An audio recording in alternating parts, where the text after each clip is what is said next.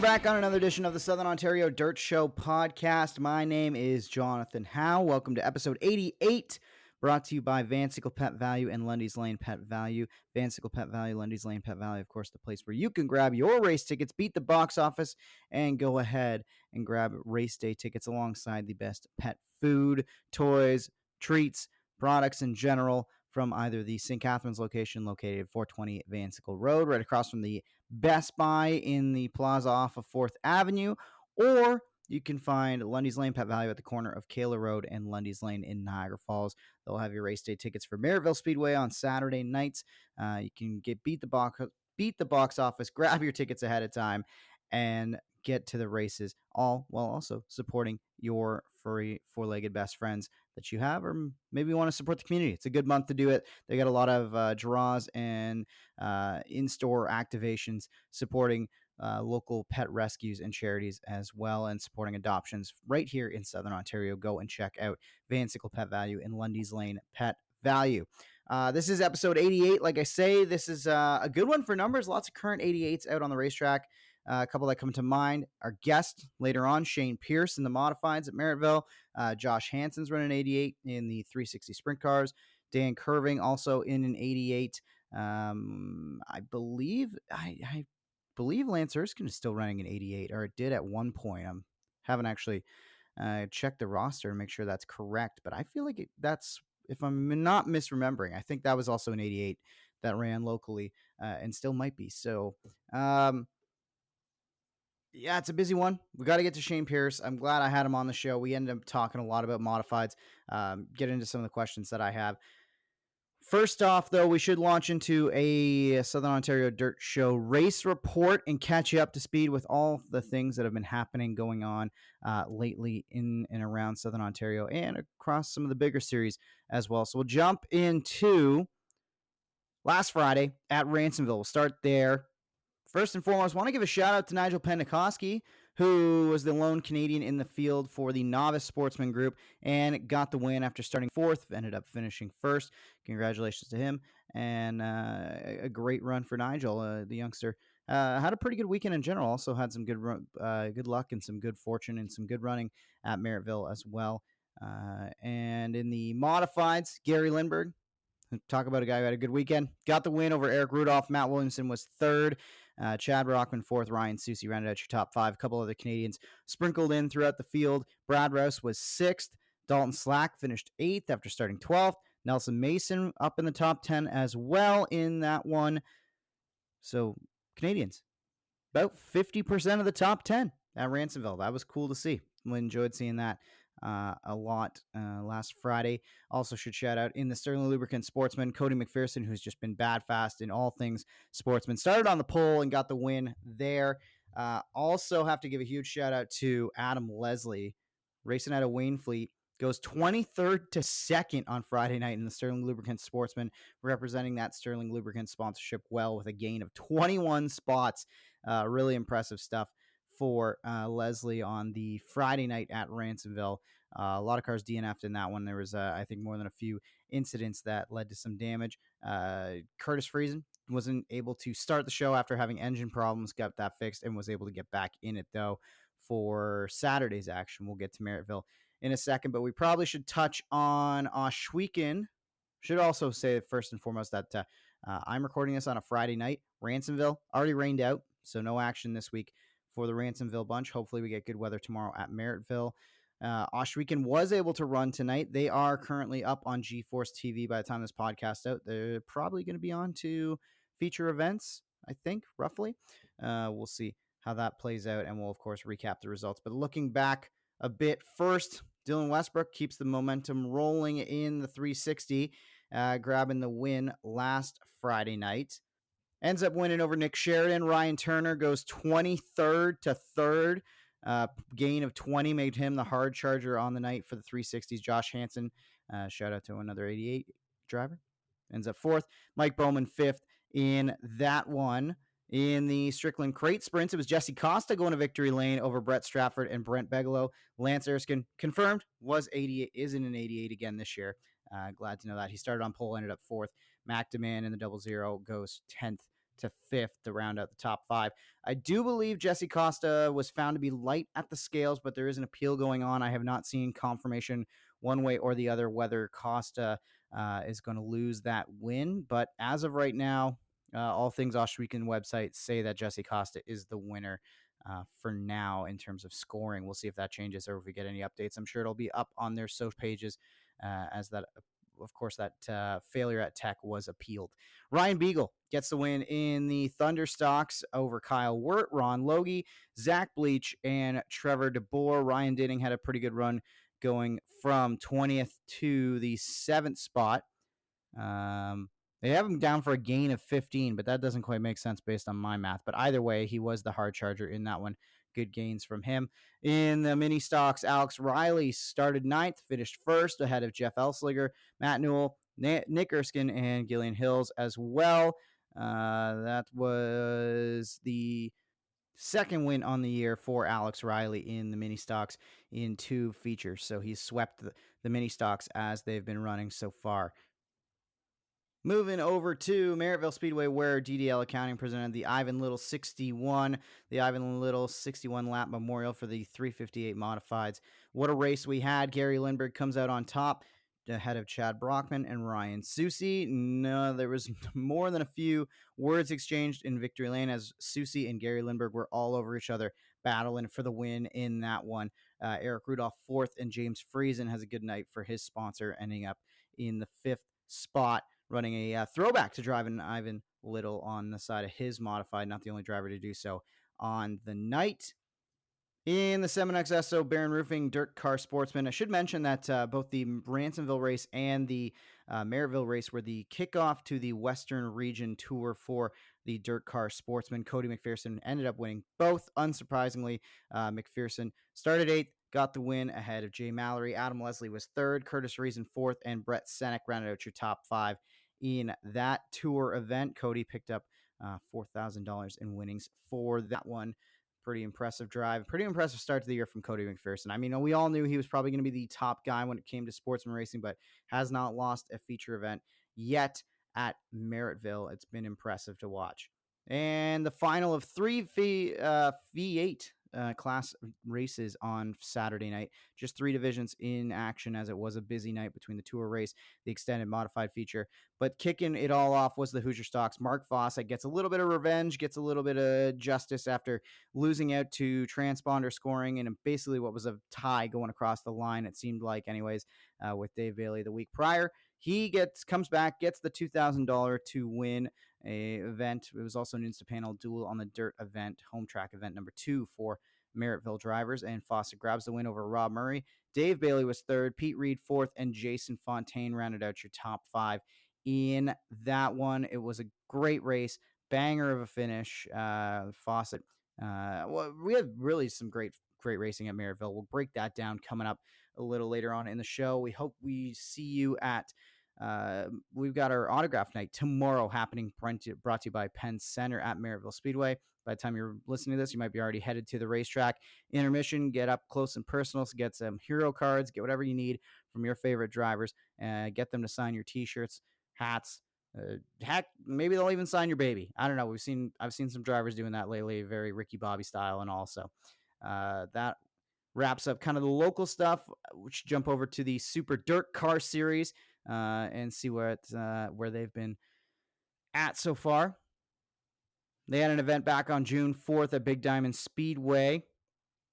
Stuart Friesen picked up the win ahead of Anthony Perego and Matt Shepard. Matt Williamson goes 9th to 4th, gain of 5 on the night. Pretty good, solid run for the St. Catharines driver. Ryan Godown rounded at your top 5 in that one. Eric Rudolph was P9, and should also shout out Felix Waugh, who started 25th and ended up 17th, the other Canadian in that event.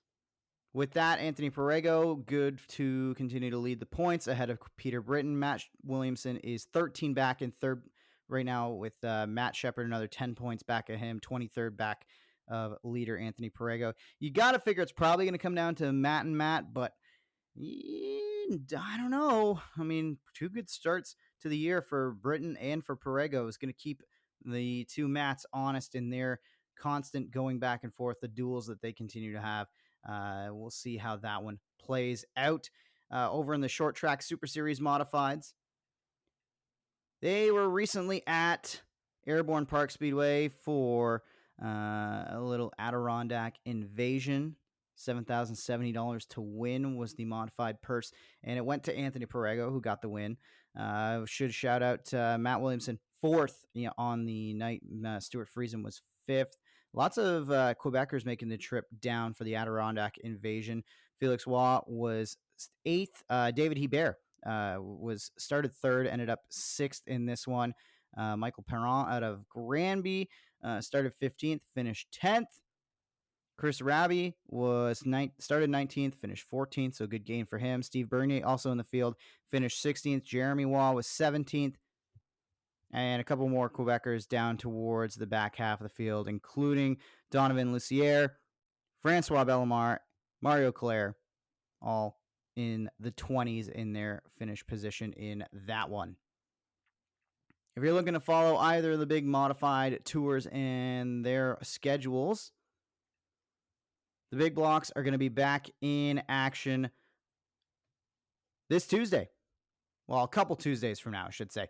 June 25th at Albany, Saratoga in Malta, New York for the Don Davies New York Modifieds 76. And as for the short track Super Series, they are going to be at Devil's Bowl Speedway for a modified feature on June 16th. Having a look at the racing action from the World of Outlaws Sprint Car Series, there was 2 races, I guess, since the last time we chatted on the podcast. Down in Fremont, the winner was Carson Macedo. Carson Macedo was on the top step of the podium ahead of David Gravel and Cole Macedo in that one. And at Beaver Dam Raceway on May 31st, Sheldon Haudenschild grabs the win after leading 14 laps. Carson Macedo led the other 16 and finished second. David Gravel up on the podium as well in the third spot. Keeping an eye on how their season and the points are going.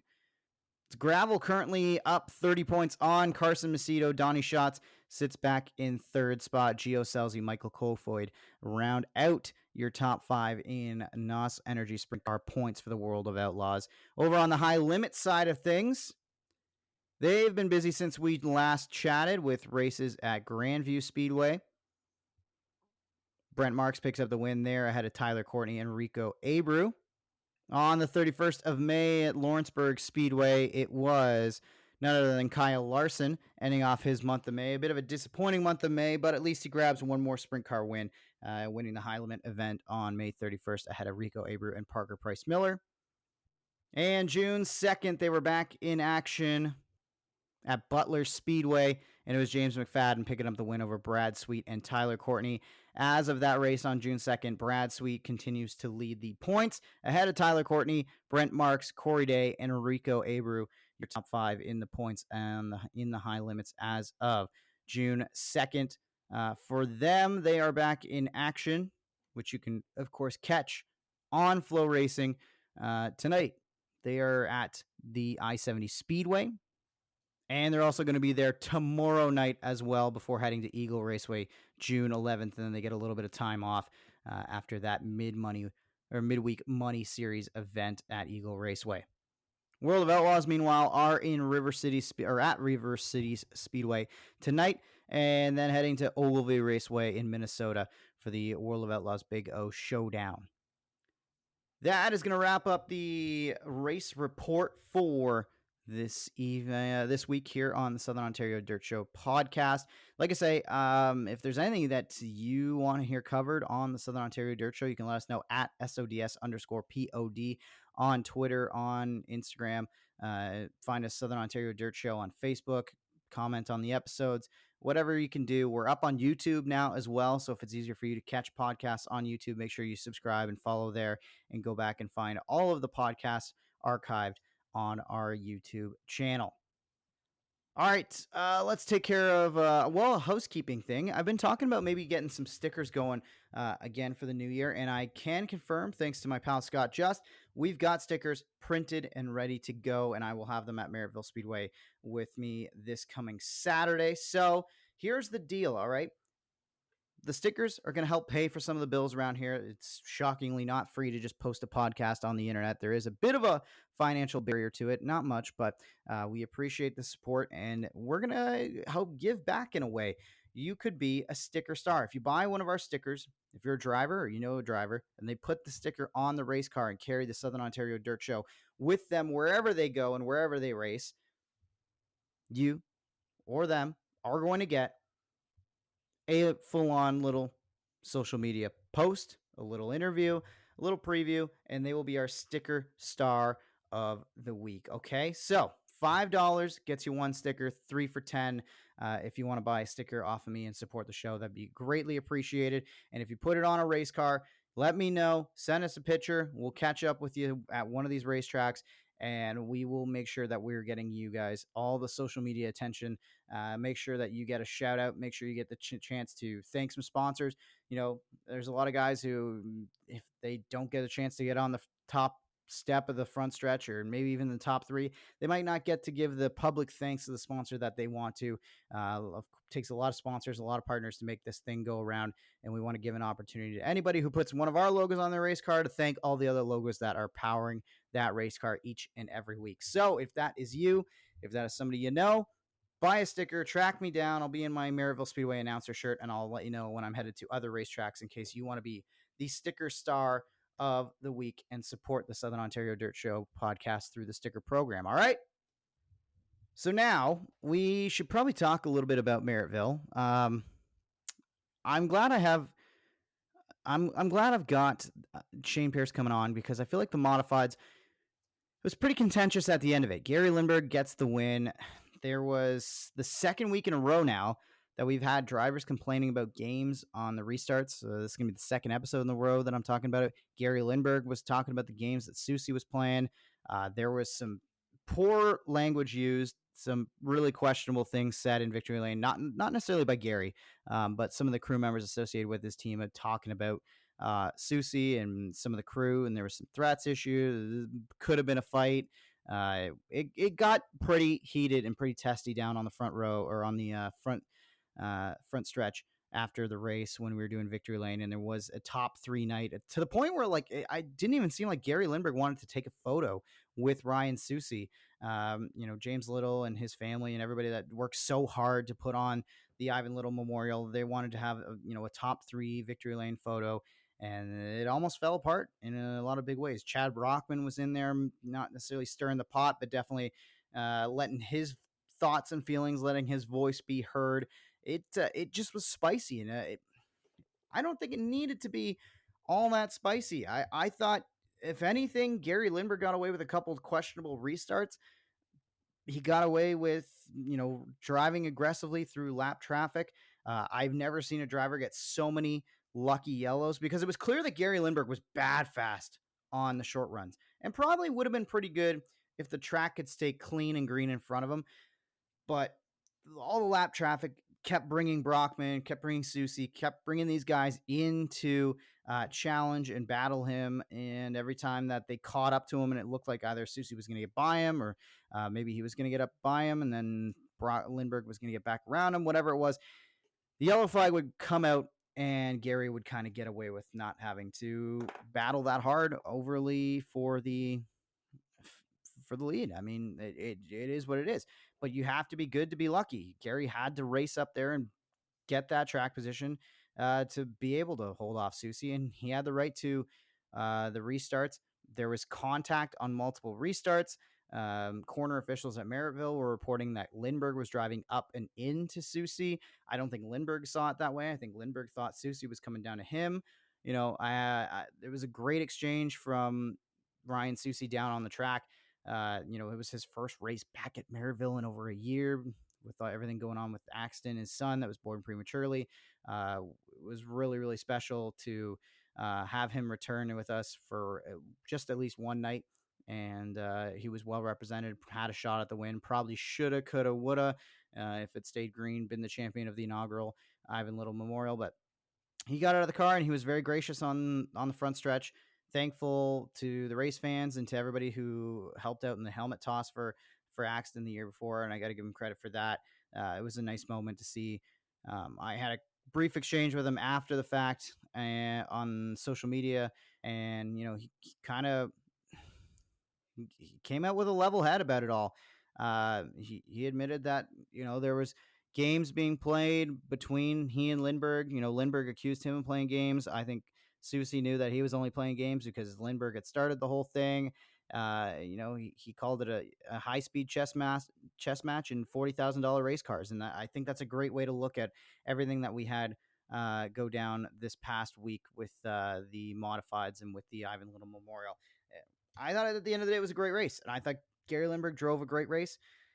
He has been ruffling some feathers, that's for sure. He is one of the guys that as soon as that helmet goes on, he races for keeps. He races like, I remember a couple of years ago, not even a couple of years ago, it kind of flared up again last year even. But everybody in the NASCAR world was all over Ross Chastain and how aggressive Chastain is and how he gives you no space and he takes, no give. And that's how Gary races. And for a lot of people, that's upsetting. That's a piss off. Um, some people are thinking that maybe there needs to be some punishment. Some people are saying, hey, let the drivers just police it themselves, let karma take care of it. If Gary truly steps over the line, it'll come back to get him. And um, we'll see. I don't think anything has been overly egregious yet. I don't love the games on restarts. I don't love drivers getting out and immediately calling out the tower, calling out officials, calling out how things are scored in the drivers. I just think those conversations can happen behind closed doors, and you don't need to use me and the microphone to make those points heard. It was a really special night for a really special family who put a lot of work and had a lot of people step up to also put some work into it. I just didn't love some of the comments and the things that got said on the front stretch, on the mic and off the mic as well. And that's kind of what irked me the most, I guess, after this week. But beyond that, I think aggressive driving, hey, what the more the merrier. We'll see. We'll see how it plays out. I have a great conversation about that with Shayne Pierce later on this year. There's definitely been a sense of urgency with these fields increasing the way they are, a healthy car count, more cars on the racetrack. It is hard to pass out there. You got to take all that you can while you can. And there's some guys that are really good at doing that. And Gary Lindbergh is probably the best at it in the field. Brad Rouse, another guy who is just great at every single opportunity he gets to make a pass. He will jump on it. And it doesn't always work out for him, but he will at least give it a go. We'll see what Shayne has to say about that, and maybe if anything needs to be policed in any sort of way. So that was good to chat with him about. I did mention that I wanted to give us some shout outs here, as you might be able to hear my dog is barking in his sleep right now behind me. Great to have Finn at the racetrack a couple of weeks ago for the Pets Valu Best Appearing Dog Contest night. That was fun. Did want to give some shout outs, like I say. The Ivan Little Memorial was super special. It was a great time. It was a packed house. First of all, thanks to all the fans who come out. Saturday nights at Merrittville have been incredibly healthy, both car count wise and with the fan support. It's been awesome to see, and it does not go unnoticed and it does not go unappreciated. So if you listen to this podcast and you've been going on regularly on Saturday nights, thank you. If you know somebody who's not listening to the podcast that's been going out with you as well, tell them I say thank you on behalf of all the drivers, all the teams, all the crews, all the sponsors, all the people who put on the show at Merrittville on Saturday nights. We've been really appreciative of what we've seen this year. I also have to give a huge shout out to DDL & Co., Chartered Professional Accountants, James Little, Hingston Metal Fabricators, BP Penn Center, and Here Again Doctors of Audiology, who really came together. Huge partnership to make the Ivan Little Memorial special. We had keychains getting handed out for fans. I've got one myself from that night. The folks from BP Penn Center, they ended up pressing, I believe it was 500 Ivan Little Memorial t-shirts that were put together, and all that money donated as well. It was super special for that to happen. Here Again Doctors of Audiology chipped in $2,000 to the 50-50. So I'm pretty sure the guy or girl, whoever it was that won the 50-50 at the racetrack on Saturday night, ended up winning more money than the Sportsman feature winner got. So that was awesome. Hingston Metal Fabricators paid for every driver's entry to the pits and their spouse to be in the grandstands as well. So that was really cool to see. Just overall, a really special and really well done night this past Saturday, and can't wait for this Saturday when we have the family autograph night. I think I've touched on everything major that has been going on that's been on my mind. I love hearing from you guys, of course. Don't forget about following us, connecting with us at SODS_pod. Of course, there's going to be a lot more content coming out regarding that stuff. It's going to be going out later on this year, of course, with the stickers, stars. You're going to start seeing that program roll out on our socials, trying to get some more clips queued up as well. Lots going on in the world of the podcast, and back at it with interviews and having guests this week. This week we caught up with Shayne Pierce. It's episode 88. Thought it was appropriate to have one of the guys who I think has had a great year at Merrittville this year, but just maybe doesn't have the results to show it. Shayne Pierce drives the 88 modified on Saturday nights at Merrittville, and he is our guest for this week on the Southern Ontario Dirt Show podcast. Folks from Vansickle Pet Valu and PV on the Lane aren't just fans of your favorite four-legged friends, they are race fans too. That's why Jeff and Rhonda Riley, as well as their staff, have teamed up with Merrittville Speedway to make your race day experience more convenient. Race fans can now pick up tickets for race nights while grabbing the highest quality food, treats, toys, and accessories for their pets from the St. Catharines and Niagara Falls locations. Beat the box office and the crowds. Their support of local racing doesn't just stop with you, the race fan. Catch the Vansickle Pet Valu PV on the Lane 4 cylinders racing at Merrittville Speedway throughout the 2024 season. Check out Vansickle Pet Valu across from Best Buy and Walmart on 4th Avenue in St. Catharines, and PV on the Lane at the corner of Kayla Road and Lundy's Lane, Highway 20. All right, joining me now, driver of the number 88 modified. I figured it's episode 88. Let's welcome Shayne Pierce back to the Southern Ontario Dirt Show. Shayne, how's it going, buddy? It's going pretty good. Weather's looking up and down for tomorrow, so as long as that changes, it'll be going really well. Yeah, hopefully we get another one in. It's been, like I say, kind of up and down the whole year or so. Kind of an up and down year for you too, where I was just looking over some of the finishes and some of the points, and I would say if anybody's looking at the Merrittville modified standings and they're looking at where you're at right now in points, I wouldn't say that's anywhere close to indicative of how you've been running, because there's been some nights this year where you've had a lot of speed in that 88 car, and just maybe that don't have the finishes to show for it. Yeah, exactly. It's a little discouraging. I've run out of fuel twice this year, with 3 laps to go, both times. Top 5 runs. I've been a top 5 car every single time we've been on the racetrack, I felt like. And then, so the biggest race of the year, the Ivan Little on Monday, I switched carburetors and to my race fuel to make sure I wouldn't run out because it was long distance. And I went in the first corner, stepped on the gas, and it did not go. So I've suffered 3 very discouraging finishes due to fuel issues, and it doesn't show how good we've actually been. No, it's been really a weird year, I think, in general in the modifieds, and it feels like it's kind of been like a disjointed year overall with some of the early weather issues. Then there was the fog night. You guys still have features that have to be made up, I think, for the modifieds. I think only the sportsmen have got their makeup in so far. It's going to be weird, and it's going to be a tricky year. You mentioned the fuel issues. I know that was a concern even towards the end of the 61 laps last week because there was so many yellows. Has it felt like there's been maybe more incidents? Obviously, car counts on the rise, more car counts, especially in the modifieds. Is there a direct correlation between the amount of cars showing up to the racetrack and the amount of yellows you guys are getting? Yeah, I believe there is. Not complaining about car counts. It's awesome. It's one of the best fields we've had at Merrittville Speedway in a long time. But yeah, I mean, there's it's dogfight out there. Everybody is on the wheel, and there's a lot of guys out there that are fast and a lot of guys that can run out front. And when you put them all in the same group, it's so tight quarters out there, and it's just causing yellows. And sometimes they're bigger yellows and longer to clean up, and we do a lot of caution laps. It's getting better, but that's the way it's been going right now.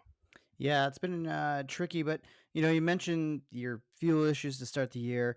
Something I wanted to ask you about, though, in terms of race preparation, when you've got a fast car like you've had this year, and you've had the opportunity to run in the top 5, and like I say, we haven't quite had the finishes to show for it, but the speed has been there.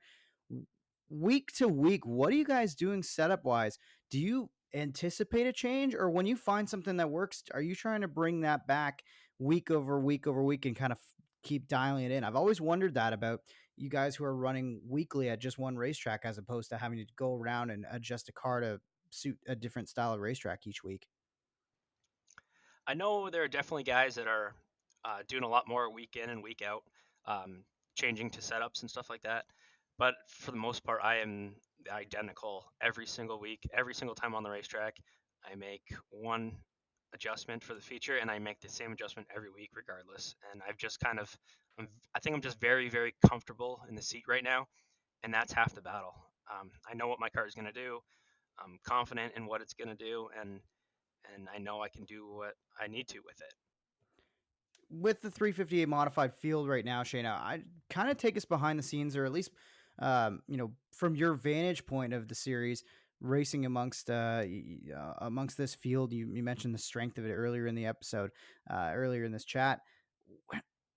I kind of feel like I don't really have a grasp on, besides Lindbergh, it doesn't really seem like, it kind of seems like it's just like wide open amongst all of you modified guys. I can't really identify one driver or two drivers, three drivers that are the favorites in the field besides maybe Lindbergh, but even Lindbergh's found himself in some trouble at points, right? So Yeah, exactly. I started fourth, the furthest I've started up in a long time, a couple weeks ago, and I got a little cocky, I thought, and thought I had a legit shot at going for the win, and they pulled away from me and outdrove me, and I had to get up on the wheel to even to still finish fourth. But there's so many guys out there right now that have so many laps, and everyone's on top of their game, and everyone's going really well, and it's like I said, it's really tough to one mistake and it really hurts you these days. And there's so many guys out there right now that are so capable of running really well. So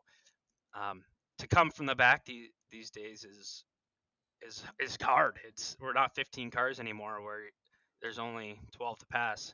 Like we got to pass a lot of cars every single night. And I'm glad you mentioned that because a big topic kind of in the tower has been with the kind of disjointed start to the season. There's been some drivers, asking about when handicaps kicking in, how the handicapping is going to go, all that sort of stuff. Uh, what take us through from a driver standpoint? How do you guys view handicapping, and do you find the current setup, the current way that it works, at least at Merrittville or some of the other racetracks around? Um, do you agree with it? What's your thoughts and feelings on how the handicap system has been going so far this year? It's been the same thing for as long as I can remember, and I think personally that weekly racing should be handicapped. Uh, Look what it's done for us. Like different guys up front all the time, and there's so many guys that are staying there. You have a few guys that are actually charging through the field, but not the same guys every week. And if you get to draws and stuff, you just end up with a real fast guy buried and a fast guy up front. When it's handicapped, the fast guys are always going to be at the back, and the cream has to rise. And I think it's the way weekly racing should be. Specials aside, but weekly racing should always be handicapped. Yeah, I'm with you there, and it's different this year, I think, because of the amount of cars that we have showing up, especially in the modifieds. Correct me if I'm wrong, but I think the last couple years it's only been really 12 cars that are getting handicapped in a modified feature because we might only have 15 guys to 16 guys out on the racetrack. Now, I think it's handicapping back up to at least 16 cars, if not 18 cars. I think it's 16 cars weekly. Yeah, 15. I think it depends on car count, but even that, the 15 cars, it's three more cars the fast guys got to pass, and it's uh it's not easy coming from the back. I'll tell you that, especially with the caliber of guys, because even now in the heat race, when you have to qualify, you have to be on your game in the heat race now. It's not okay. There's going to be five cars in the heat and four qualify. We have nine cars in our heat and four qualify, and if you're starting at the back, like you got to go. And some of these guys that slow down when the track slows down, they still go good when the track's hammer down. So it's you definitely have to be show up to the racetrack prepared for a heat race. Yeah, it's so important having a full complete night now, which is kind of nice. Like from a fan standpoint, there's no session on the racetrack where you guys are mailing it in at any point. There's no saving your stuff for later on in the evening. You mentioned it. If you get good track position, you get yourself into a redraw and you get handicapped and you end up towards the front of the field, all that sort of stuff. Great, you're going to be working overtime to make sure you keep that track position, like you mentioned earlier. And then you look at the guys who are going to have to start coming from the back.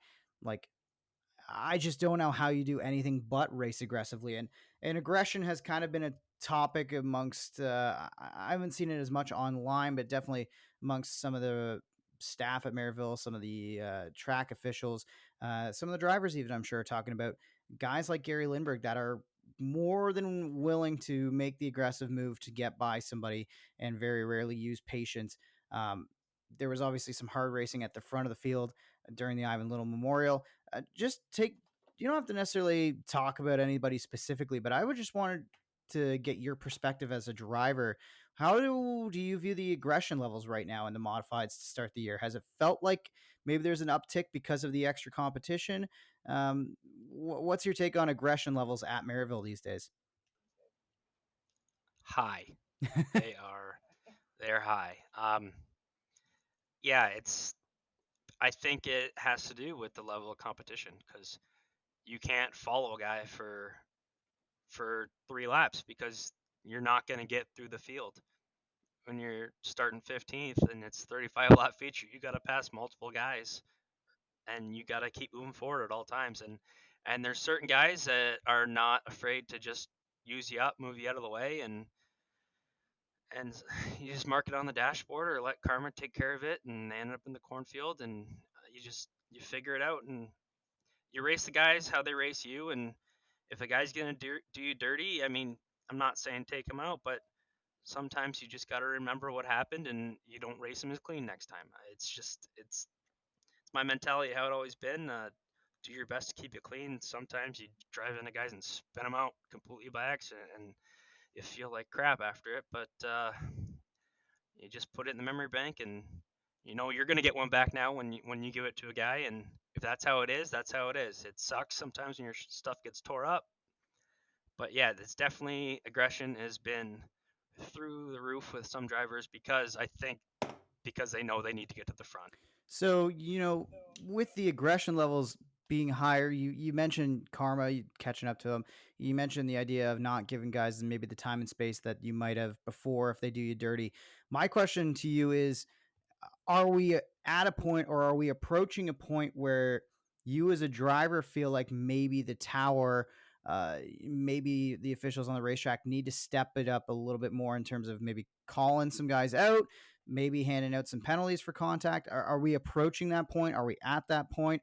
Or is it still something that the drivers can kind of police themselves, and we don't need to worry about it too much and overthink this? If we go to policing it ourselves, we will. We will do it, but I think that's just going to tear up race cars, and that's going to end up leaving guys home, and it's just going to come back, and they're going to tear up stuff again. Um, if it's not caught, then yeah, that's what happens. But there's repeat offenders out there, and everybody sees who they are, so they need to be watched. Sometimes you gotta lay down the hammer to stop it from happening, and if that's what it takes one night, I mean, it's gonna suck if it happens to you, but if it's what happens and it slows guys down a little bit from just driving through the side of you, that's what it is. Yeah, that's fair. It's super fascinating because like it's so easy for me as the announcer to be up in the tower and see something, and I'm immediately trying to like decide, is that something I need to flag? Is that an actual issue, or is this something these guys are going to work out amongst themselves? From the storytelling standpoint, and there's been no shortage of storylines and aggressive driving. Something else I wanted your opinion on from the driver's seat was restarts have been kind of a topic of conversation, not just in the modifieds, but it seems like in all classes at Merrittville. My question to you is, I guess, you know, how do you feel about the restart zone and how it's currently laid out at Merrittville? Would we be better off having just one starting standpoint to drop a restart? How do we correct any of the games that are being played? Because it seems like I've seen multiple leaders on restarts elect to use that inside line and then just push their outside, row mate up into the marbles and take a really high line through the restart. And I feel like that was never something that was not necessarily allowed, or it's just something that didn't happen before. I don't know if it's a new tactic, new game that guys are playing. But just take us through restarts and where you feel like maybe they need some improvement, or are you happy with how things are laid out at Merrittville right now? Well, it's one of them. If you want the outside of the racetrack, take the outside on the restart. No need to go in the corner and just drive through the guy. It's it's the restart. It's the whole field stacked up. It's going to cause chaos, which it already has this year. But I do think there needs to be a restart zone because bottom line, there's a leader of the race. It's different on the original start, but bottom line is a leader of the race, and he needs to have the advantage for firing first. That still needs to be a thing in that zone. And there's been years where you jump once by not very much and you're getting put back, and I'm not saying it needs to happen every time, but if now that's 2 times in a row, a couple weeks ago I was running third and the leader was on the outside and the guy was on the bottom. He took off multiple times and he wasn't the leader. And I mean, put him back 2 spots and he won't do it again. It happens. It's that's been the jump in the start rule forever. So it just might need to happen. Like I said, same thing as before. If it happens, it stops. So it definitely there are been games been played, and it just goes back to the competition being so stiff, just trying to get that extra advantage on guys.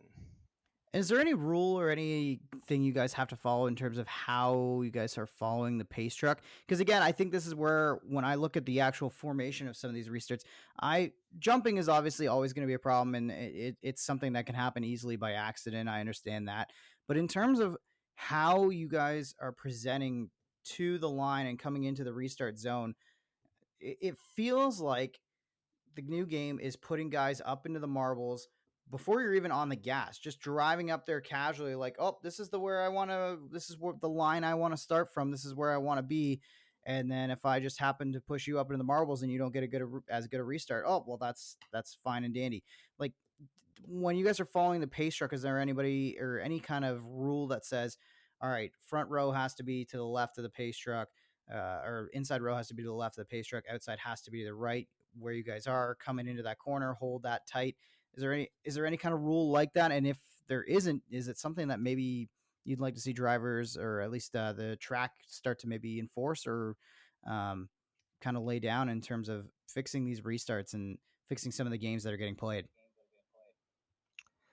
as far as I know, the pace car is just your pace. I mean, you can be to the left of it, to the right of it, but if you want to go to the right of it and there's a guy there, you can't go that far to the right of it. And it's the same thing when you're the leader sometimes.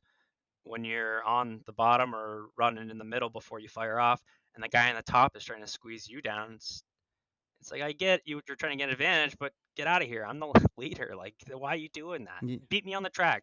Don't try and screw me on a restart and then take off a whole bunch. And there's guys that do that every time, but that's the worst part when someone who's not as fast as you does it, and then now you got to chase them down and pass them again because they just did you bad on the restart. Which square and even is the only really thing you can say on the restart situation. And don't be a dick. I don't know. I don't know.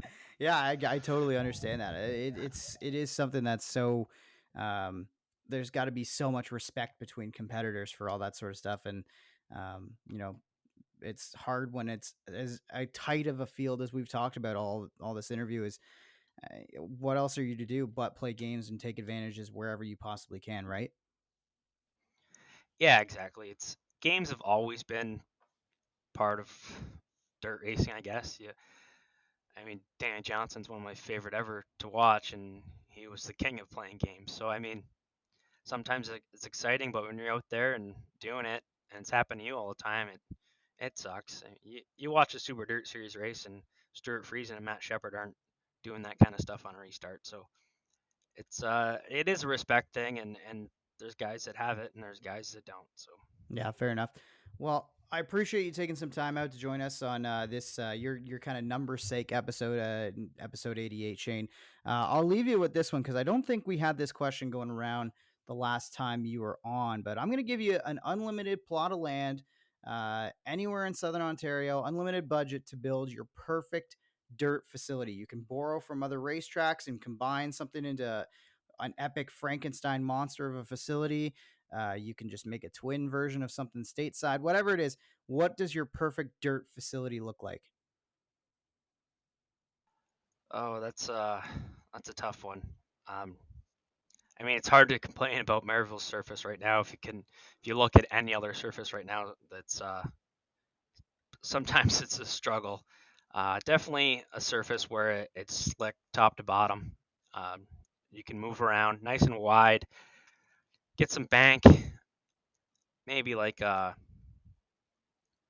half mile, just a slightly bigger Merrittville and a lot more room to move around. You definitely got to have the big swooping corners, like a little smaller Eldora. I know it is half mile, but like a little just compact Eldora would be. Yeah, I could see that. I can appreciate that one for sure. Awesome. Thanks for taking the time out, Shayne. Good luck the rest of the year, and hopefully we'll be chatting sometime on the front stretch soon on a Saturday night. Thanks a lot, Jonathon. You have a good one. Cheers, buddy. There he is, Shayne Pierce on the Southern Ontario Dirt Show. And the checkered is out on another episode of the Southern Ontario Dirt Show presented by Ohsweken Speedway and Bicknell Racing Products. Like what you hear, rate, review, and subscribe wherever you get your podcasts. Connect with us on Facebook at Southern Ontario Dirt Show or find us on Instagram, Twitter, and TikTok at SODS_pod.